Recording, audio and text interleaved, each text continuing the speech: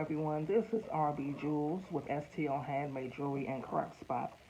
Today I'm coming to you teaching a technique. It's not new, but it's new on my channel. This is part of my Beading Basic series where I'm trying to show all the techniques that I can, and then we're going to really get into designing and handcrafting some jewelry together.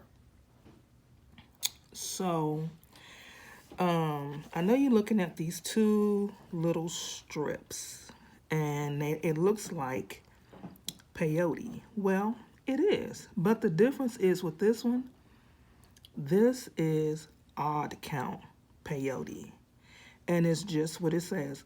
Excuse me. You're putting on an odd number of beads, 3, 5, you get it. And the difference is when you get to, let me take the needle. When you get right here, when you get to this bead, there's nothing to catch this bead to bring it back around. So you have to create that space for the bead. So the easiest way that I can show you is to do a ladder stitch. This is a ladder stitch, and this is usually the stitch that they do to begin doing brick stitch. But we're going to use that stitch to bring the bead around so that you can go on the other side and add your beads. And it's only on one side that you have to do this stitch, because on this side, excuse me, you continue add your beads and you loop it around. Now I showed you this is done with Toho seed beads, and it gives it a bigger look, and it kind of looks and acts more like a beaded fabric, so you can see how it moves and things of that nature. If you were going for that kind of look. And then we have Delica beads, and I've done the same exact thing with this strip, but you can see that it is more uniformed in its design, and it is pretty. It is pretty.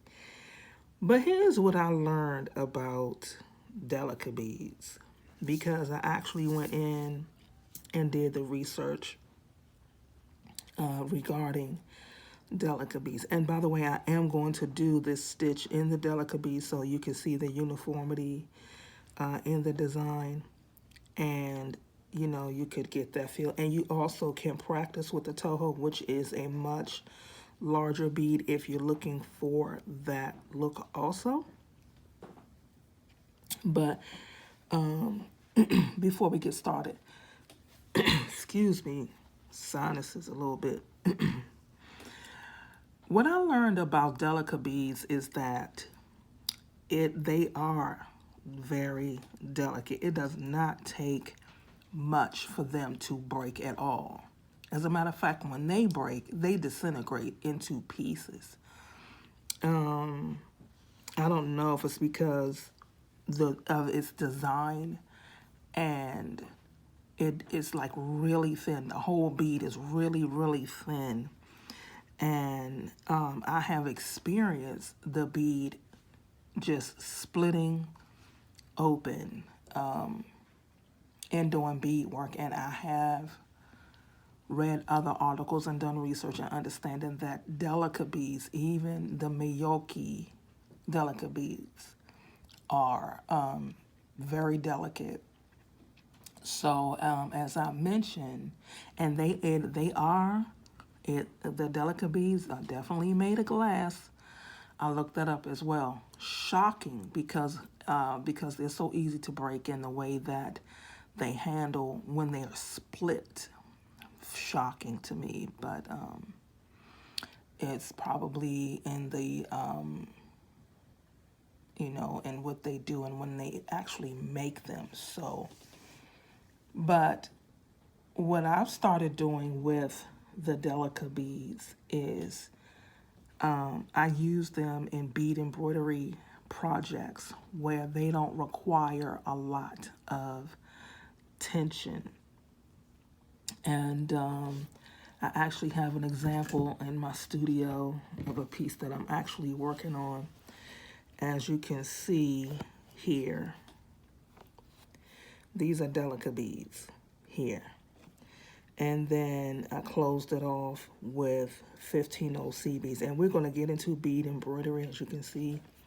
So, but in this design, I'm not going just to leave the delicate beads out there to hold on its own strength, because it's a great possibility that they may break, and that's too much time, too much work and energy to make a beautiful piece to have your piece break or come loose because of the delicate beads delicateness in its design. So I definitely shield, and I will show you in a post what I'm talking about, where I've used delicate beads, but I've actually shielded them surrounding other beads in a design.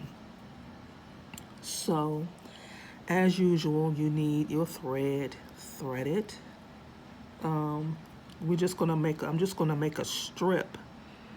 And the reason why I'm showing you this technique first, because I am going to make a piece of jewelry, and you're going to need to actually know how to do this stitch in order to do it. So your scissors to cut off your ends, and of course your jewelry plier to flatten out your thread when you're threading your needle. And then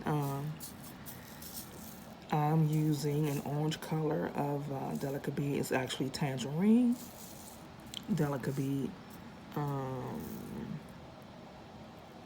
Any delicate bead, you can use it, or you can practice with a Toho, whichever one you're going to feel comfortable with. But in the next project, for project's sake, I am going to be using delicate beads. So without further ado, let's move everything aside, and I'm going to show you how you get started. So you're going to start out and you're going to pick up an odd number. Now, when I did this piece here, I used 21 delicate beads. And so I'm going to pick up 21 again, just so you can make a nice strip. And I should be counting. 5, 6, 7, 8, 9, 10. And I know y'all hear the air in the background. As long as it's summertime, you're going to hear it. In the wintertime, you're going to hear the heat. So, yeah.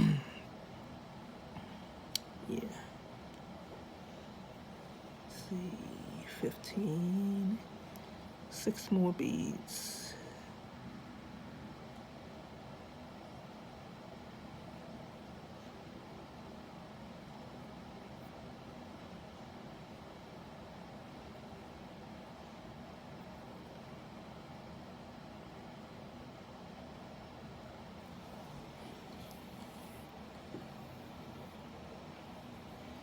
So you should have 21 delicate beads and a stop bead, and have some thread so we can sew the other side end.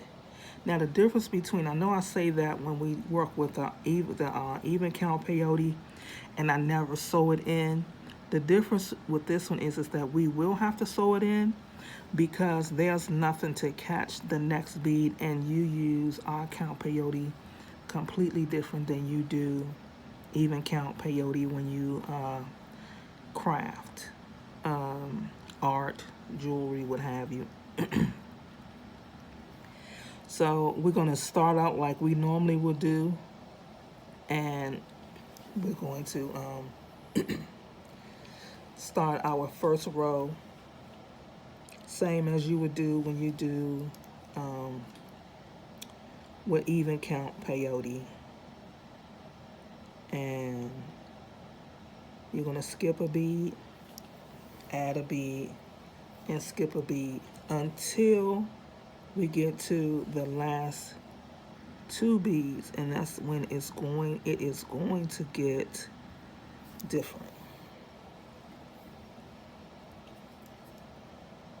It is going to get different.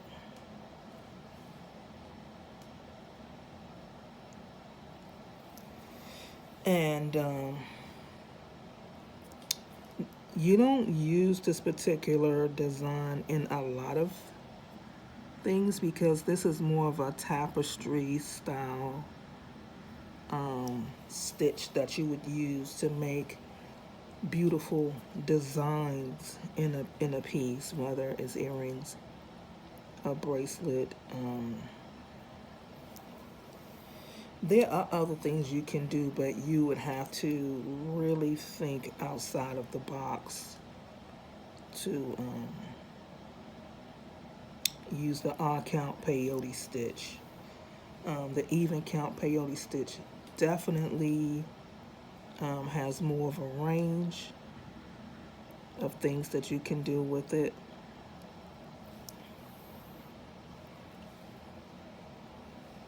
But you kind of do get to learn 2 stitches in one. Excuse me.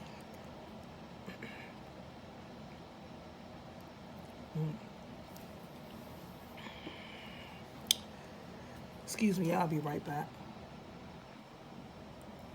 I'm back. I had to step away for a second. I just couldn't stop coughing. So, but let's get back into this. So you skip a bead and you add a bead. And as I was saying that, this is more of a tapestry stitch. Now see, this is it right here.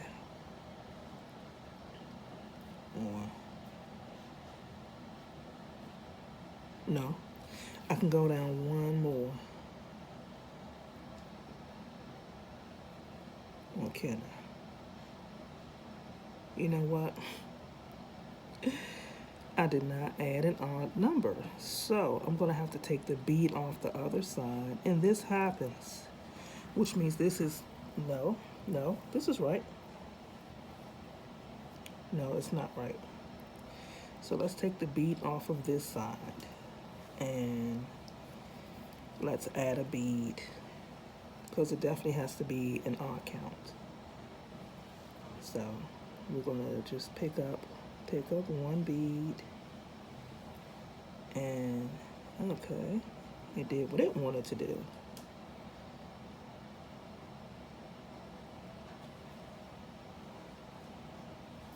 So we're picking up the one bead, and we're going to pick the other bead back up, and we're going to add it to this end, and then we're going to slide the stop bead, and we're going to pull it down.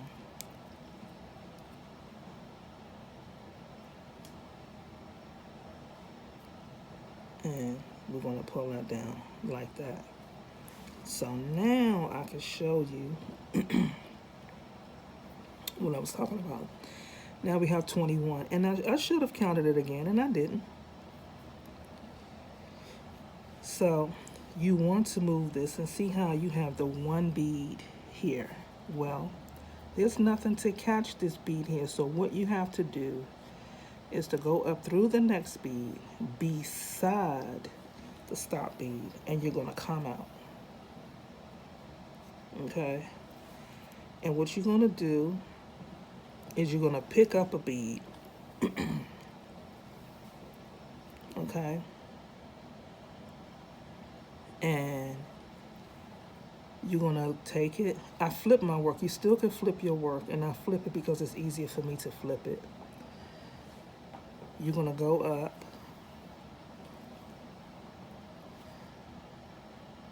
And see how the bead sit beside the other beads. And then you're going to go down.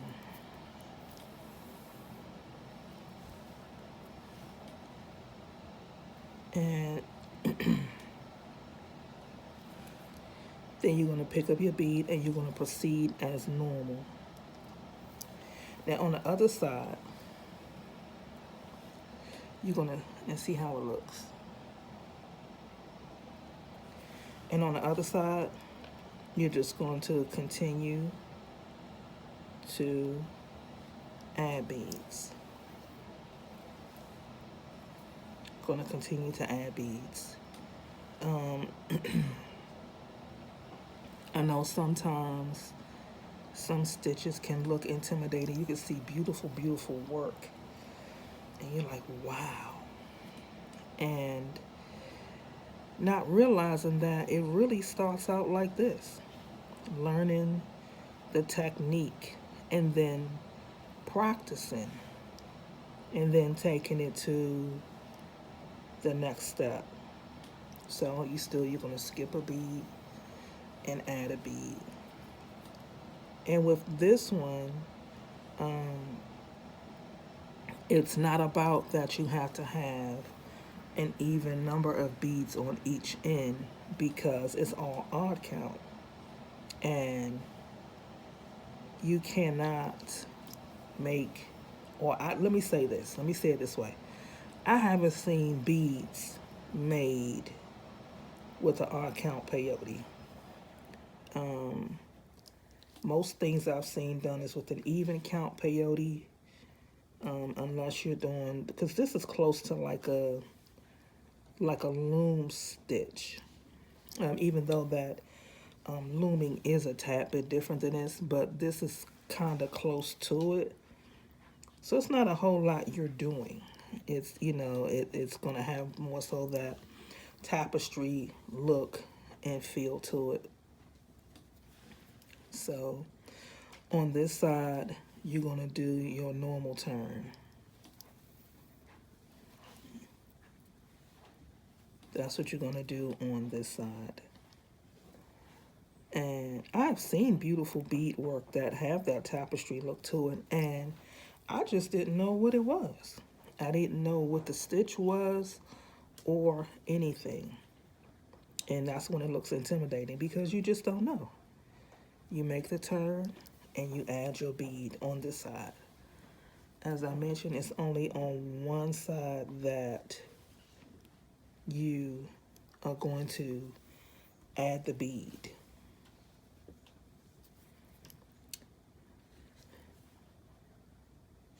So, but it's not a hard stitch to learn. This is like the easiest way. I have seen this stitch done in so many ways, and I'm pretty sure the person who was teaching this stitch, that was the way that they learned it, and that was the easiest for them. But thankfully we have a little bit more easier way to do it without doing a whole lot of turns and having to sew through the piece a lot, and just making it overly, just a little bit more complicated than it needs to be. So, but everybody learns differently and everybody does things differently. And just for me, I needed a little bit more easier way to do it. So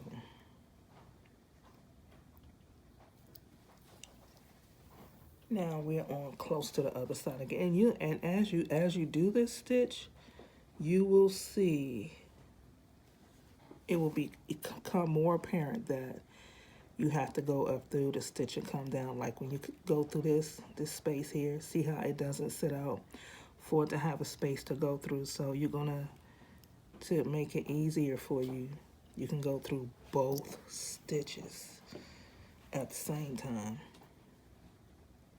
And see how there's nothing to catch right here? And that's when you pick up that bead and you go up through the bead. And now that is the thing with Toho. It's easy for it to sit down. beside the bead. And then you go back down through the bead. See that? Okay, my hand is in the way. And then we're going to go back down through the bead.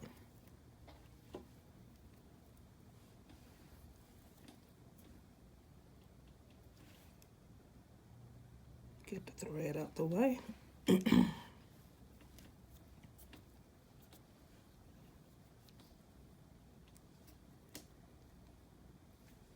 I'm going to flip my work because it's very easy for me to do it with me looking at it.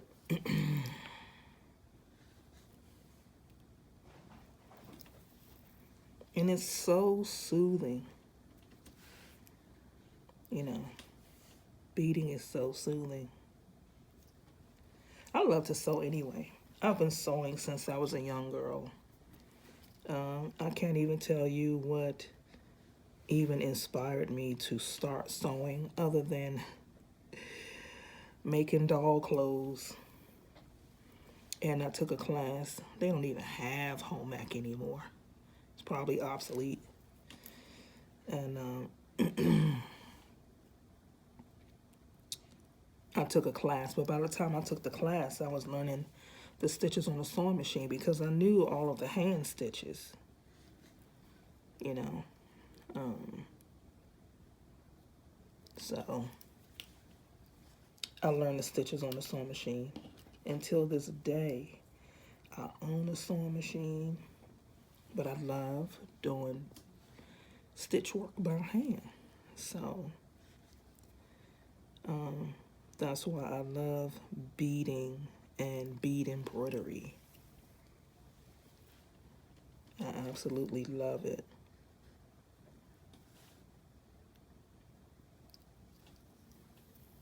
And on this side, we're just gonna, and make sure that your stitches are tight so they don't buckle, but not overly tight or using an increasing amount of tension because these beads will split and break much easier than Tohos or other beads that I've used. So you flip it over, and you just add the bead.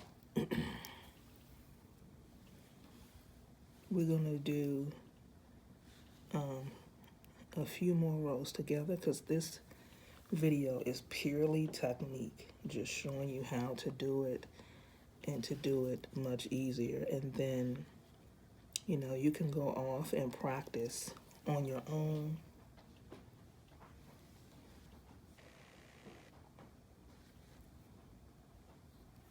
And next week, when we make the piece together, I'm going to show you how to add a clasp to this type of work.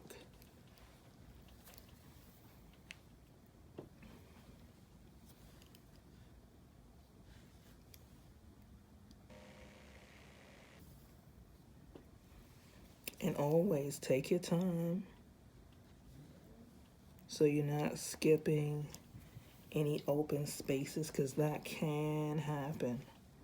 You know, I've experienced it, and not understanding how did my work, you know, just look so out of it. I was, you know, like, I'm doing everything the correct way. What happened? And sometimes you just have to take all the beads back out and go back and add a step.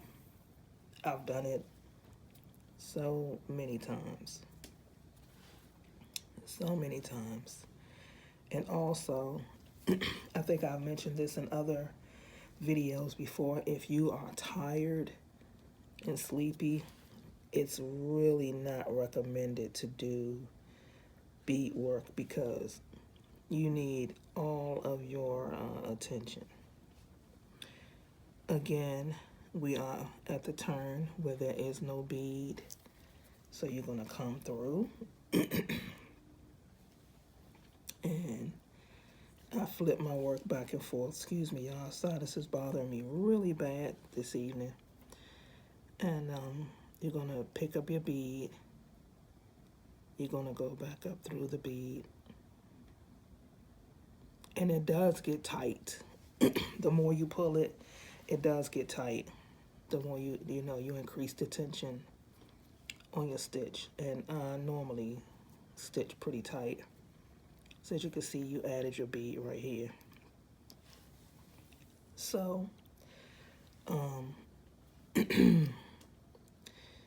yeah, as I was sharing, is not recommended to be when you're tired, exhausted, and your body needs rest, because you will make so many mistakes. I've done it so many times. And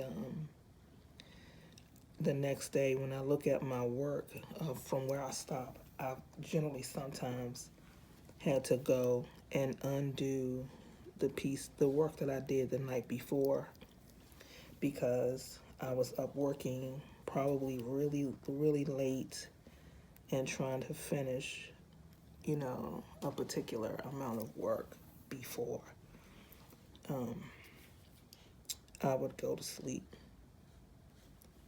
And, you waste valuable time and energy when you do that, as opposed to just, saying, okay, let me put this down, or let me start this when I've gotten some rest, whether it's during the day, you need to take a nap or something.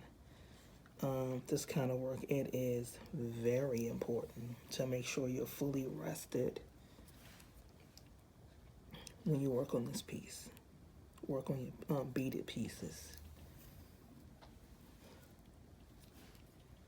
I cannot emphasize that enough.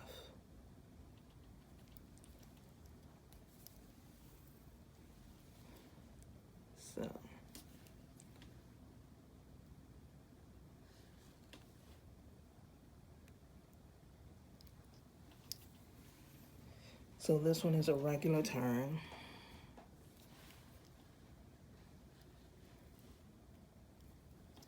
And you just fill in the spaces on this side.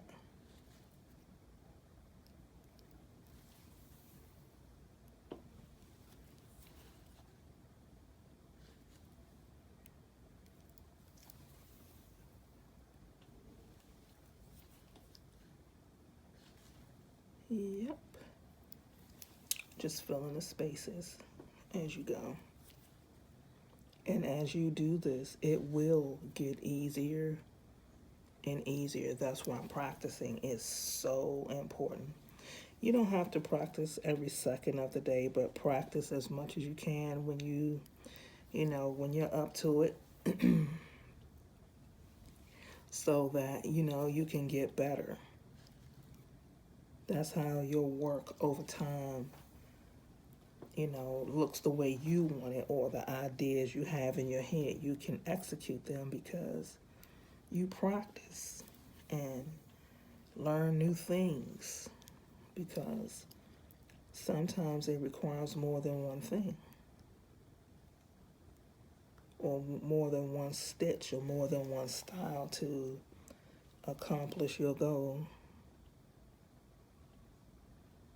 Okay.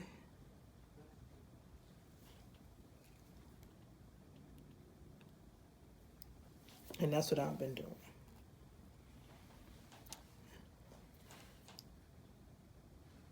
So here we go again.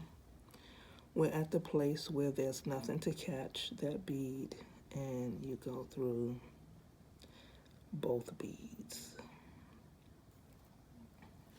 And you come through.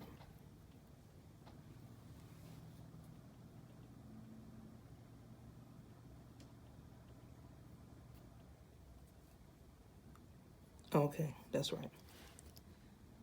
Then you pick up another bead and you go up through that bead and pull it through. So it will catch easy. Then you will go through with the needle through the bead.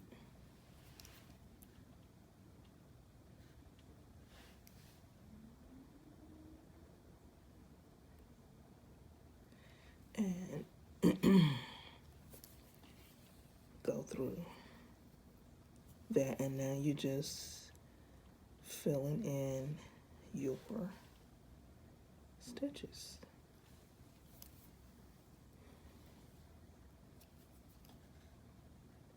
That's all. This is all you're doing constantly. This is just practice.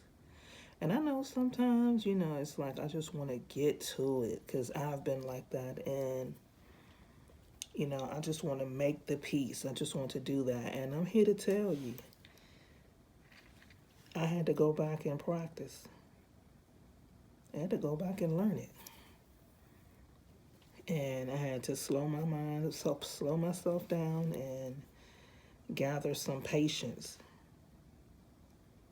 and realize that I had to take my time and learn it, because beading is also, unless you're doing stringing, some basic stringing, beading is one of those things that you absolutely have to learn the techniques before you can start making your own designs and patterns. You have to take your time and learn it. There's no getting around it. If you don't have patience, you will learn patience. You will definitely learn patience. You'll either learn patience or realize that, you know, beading is just not for you. And that happens, you know, because everything is not for everybody. And that's real, you know, but have to learn.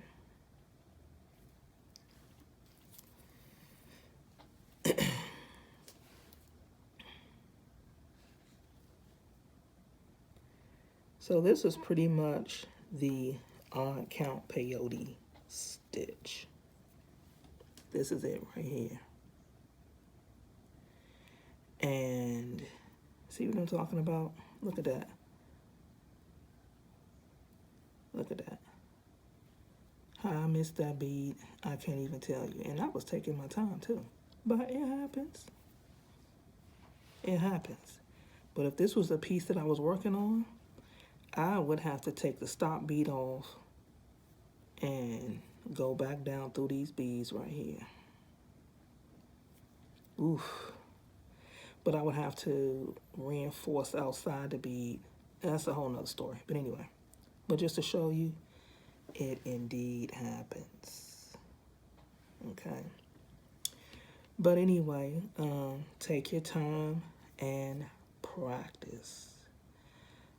Just remember that when you get on this side here, on this side, you go up both beads. Come back down, pick up your bead, and go back up through the last bead to create that space. And then sew back down. And you're going to repeat the same step over and over again. If you need to look at this video more than once, you are definitely more than welcome. And I would recommend it for practice purposes to look at it more than once, so that you make sure that you're doing the steps correctly. So until next time, happy beading.